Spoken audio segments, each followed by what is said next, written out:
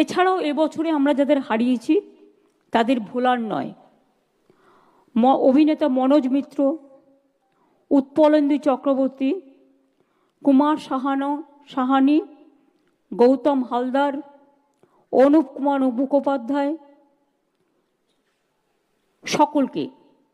আপনারা জানেন আমাদের বাংলায় সত্যজিৎ রায় থেকে শুরু করে, তপন সিনহা থেকে শুরু করে, ঋত্বিক ঘটক থেকে শুরু করে, এমনকি ঋতুপর্ণ আজ নেই, কিন্তু আমার খুব মনে পড়ে ওদের কথা।